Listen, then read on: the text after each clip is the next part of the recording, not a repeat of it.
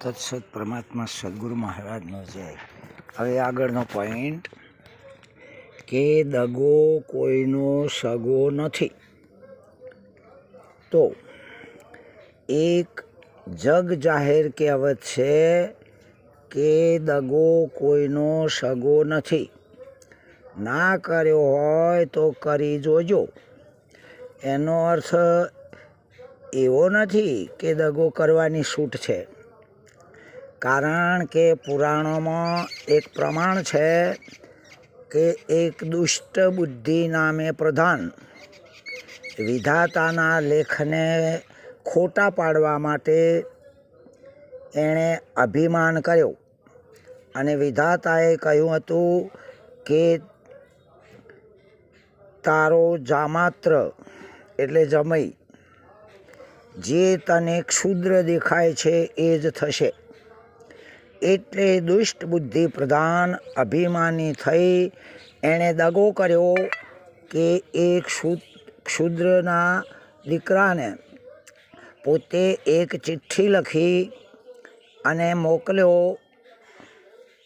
કે એના મનમાં એમ કે આ દગો નહીં કરે, પણ દગો દુષ્ટ બુદ્ધિ પ્રધાનનો હતો અને ઈરાદો એમ હતો કે આ ચિઠ્ઠી લઈને આવનારને તાત્કાલિક મારી નાખજો એવું લખ્યું હતું અને શરત કરી કે ખરો વીર પુરુષ કોઈની ચિઠ્ઠી વાંચે નહીં. અને પેલા દીકરાના મનમાં તો એ હતું જ નહીં. ચિઠ્ઠી લઈને ઉપડ્યો, આગળ જતો એ જ પ્રધાનના બગીચામાં સારી લહેર આવવાથી ચિઠ્ઠી કાખમાં ભરાવીને સૂઈ ગયો.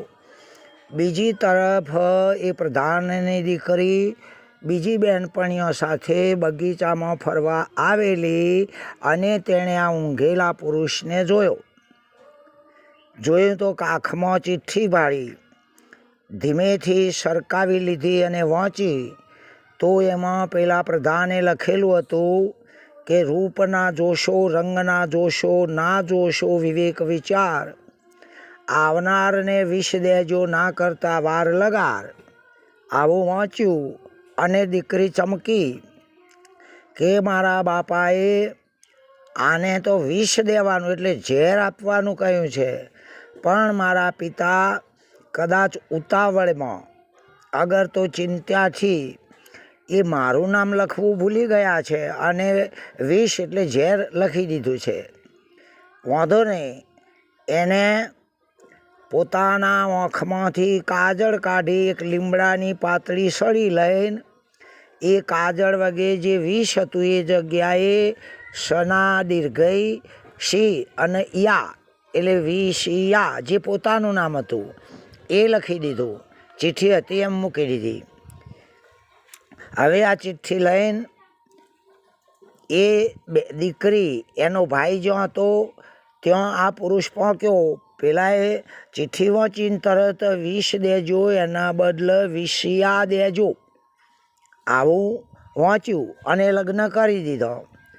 ઘણા સમય પછી પ્રધાનને ખબર પડી. તેણે જાતે જ એ ચિઠ્ઠીને જોઈ તો એણે વિષયા લખેલું જ વાંચ્યું.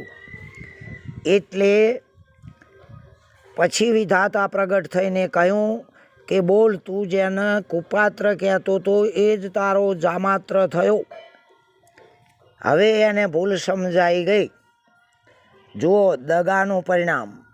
આમ પાછળથી ગાવ કરવાવાળા કે દાવપેચ રમવાવાળા એ જ દગો છે.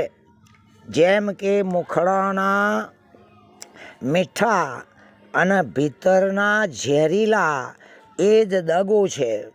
પરંતુ સાચો શૂરવીર પુરુષ તો સામો આવીને છાતી ઉપર જ ઘા કરે છે. એવાને જ ધન્યવાદ છે. જુઓ, ચોર લોકોએ ચોરી કરીને જેમ એક વખતે 4 ચોર ચોરી કરવા નીકળ્યા, ધડક ધન મિલકત લઈને રાત્રે 2-2:30 વાગે સ્મશાનમાં આવ્યા અને બેસીને વિચાર કર્યો કે હવે ભૂખ લાગી છે તો એમ કરો કે બે જણા ગામમાં જઈને કંઈક ચા પાણી અગર તો નાસ્તો લઈ આવો અને અમે બે જણા અહીંયા માલ સાચવીએ છીએ. પેલા તો બે જણા હતા એ ગામમાં નીકળ્યા, એમણે જતો વિચાર કર્યો કે આપણે વળતી વખતે નાસ્તો અને ચા પાણીમાં ઝેર નાખીને લાવીએ તો આ બે જણા મરી જાય ને ધન બધું આપણા હાથમાં આવે. જે ધન સાચવવા બેઠા છે એમને પણ વિચાર કર્યો કે પેલા ગયા છે એટલે આવે કે તરત જ એમને મારી જ નાખો, પતાવી દો એટલે ધન આપણા હાથમાં આવે. આમ ચારનાય દિલમાં દગો છે. હવે પેલા પાણી નાસ્તો લઈને આવ્યા ઝેર ઉમેરીને, તો જેવા આવ્યા તેવા પૂછવાય ના રહ્યા. આ બે લોકોએ એમને મારી નાખ્યા હથિયારોથી. મરી તો ગયા, પછી શાંતિથી નાસ્તો કરી ચા પાણી કર્યો અને ઝેરની અસર થવાથી પેલા બે પણ મરી ગયા. હા, એટલે કે એ બે ચારે મરી જાય. એકબીજાના દિલમાં દગો હતો, કોઈ ધન લેવા ભોગવવા રહ્યા નહીં. માટે દગો દગાને ખાય છે. એટલે કે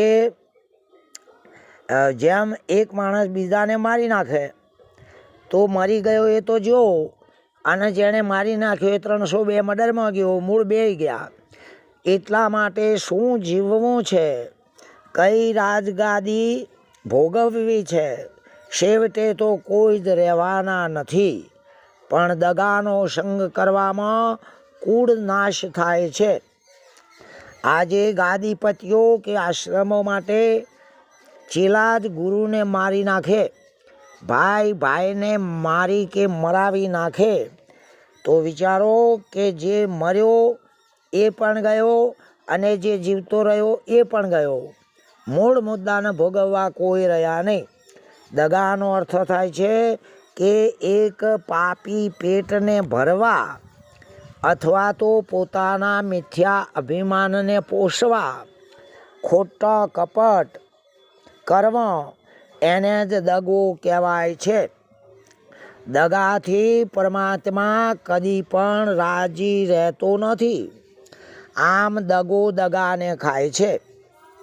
આમ દગો આપણો પીછો છોડતો જ નથી. દગાથી જેમ મિયાં મૂઠે ચોર તો અલ્લાહ ઊંટે જાહેરમાં ચોર એવું થાય છે. અને કમાણી બધી જ દગાવાળાની બધી કમાણી વૈદ, ડૉક્ટર, પોલીસ કે પછી ભુવાઓમાં જ જાય છે, ખતમ થાય છે. એટલે દગાથી હાય પણ લાગે છે. આમ દગો કરનારને જ લુચ્ચો કે ઠગારો અથવા નાદાન કહેવાય છે. આમ દગાથી જ સન્નિપાત થઈ જંપવા જેવું પણ રહેતું નથી. માટે જીવવું થોડું અને બીજાથી શું કામ બગાડવું છે. વળી જે ચોર હોય એના ઉપર પણ પોલીસો જાહેરમાં જુલમ ઉજવે છે, માર મારે છે. આમ ખોરોમાં હરામખોર કોઈ હોય તો તે દગાખોર છે. દગાથી જ ઊંચ નીચના ઘેર અગર તો જાનવર યોનિમાં પણ અવતારો લેવા પડે છે. દગાખોરને કોઈનું પણ સારું થઈ પોસાતું જ નથી. માટે દગાખોરના પાસે રહેવા કરતાં તો સાપના દરમાં રહેવું સારું છે. દગાવાળાની નજરમાં કોઈ સજ્જન દેખાતો જ નથી. દગાખોર કોઈ દિવસ સન્મુખ આવીને બોલી શકતો નથી, પણ પાછળથી જેવું તેવું જ બોલે છે. તે બીજાની થોડી વાતને પણ વધારીને મોટો ડુંગર બનાવી દે છે અને કોઈની પણ ભલાઈમાં એ ભાગ લેવા તૈયાર થતો જ નથી. દગાખોર માણસ પોતાની તો હિંમત ખોઈ બેસે છે, પરંતુ બીજાની પાસે જઈને પણ કનડગત કરાવરાવે છે. દગાખોર વેરીલો અને ઝેરીલો હોય છે, તથા વેમીલો પણ વધુ હોય છે. દગાખોરની ટુકડીમાં પણ એક જણો કહેતો હોય કે આમ કરો તો સારું, તો બીજો તરત જ ના પાડી દે કે ના, એમ ના કરાય લ્યા, હું કહું એમ કરો. ત્રીજો વળી કહે શું આપણે બધાય મૂર્ખ છીએ? ચોથો કહે કે એના માટે અમુકને જ બોલાવવો તો પડે જ. તો પાંચમો કહે કે ના ભાઈ, એમાં અમારું કોઈ કામ જ નથી. તો વળી છઠ્ઠો તો વળી કંઈક ને કંઈક બહાનું બતાવીને બધાને છેતરીને ખસી કે સંતાઈ જાય. સાતમો વળી અવળો અગર તો રીસાઈ જાય. તો આઠમો અકળાઈ જાય કે ગુસ્સે થઈ જાય. નવમો કહે અલ્યા રહેવા દો, કાલ કે પરસોથી કરીશું. તો દસમો કહે છે કે બરાબર છે, ચાલો હમણાં રહેવા દો. એમ છતાં પણ સાચાને ખબર તો પડે છે કે કોઈથી તરણું એ તૂટે એમ નથી. આ તો બધા થાકવાના ધંધા છે. દગાવાળો પ્રથમ પૂરી ગરજ બતાવીને પોતાનો જ કામ કઢાવી લે છે, પછી જ સામો થાય છે. અરે હરજીવન મહારાજ પણ કહે છે કે મરો એક મીઠા બોલો, હૃદયનો જે હોય મેલો. ખરા કામ મોહે જેની સાતી નથી ચાલતી, મરો લોભી લાલચુને સ્વાર્થી જે હોય પૂરા. પરમાર્થ કાર્ય મોહે જેની છાતી નથી માલતી, વિશ્વાસઘાતી અને નિર્દય નઠોર મરો, ત્રણેયની બુદ્ધિ દુઃખ રૂપ થઈ માલતી. નથુદાસ પરતાપે હરજી કહે છે ભાઈ, અધમોની અક્કલ આગળ નથી ચાલતી. તમે જુઓ કે દગો કરીને ભણેલો કર્ણ, એટલે કે હું બ્રાહ્મણ છું એમ દગો કર્યો ગુરુથી. દગો કરીને ભણેલો કર્ણ ખરા ટાઈમે જ ગુરુના શ્રાપ અને દિલ દુભાવવાથી ભણાવેલી વિદ્યાને જ ભૂલી ગયો અને મરણ પામ્યો. આમ દેવ કે બીજા કોઈ પણ કોપે તો ગુરુ જ બચાવી શકે છે, પરંતુ જો ગુરુ જ કોપે તો ત્રણેય લોકમાં બચાવનાર કોઈ જ નથી. કારણ કે દગો એ જ આપણો શત્રુ અગર તો દુશ્મન છે. એટલે કે મનોરંજનનો આ વિડીયો વ્યક્તિગત કોઈ વરી લેતા નહીં. તત્સત પરમાત્મા સદગુરુ મહારાજનો જય.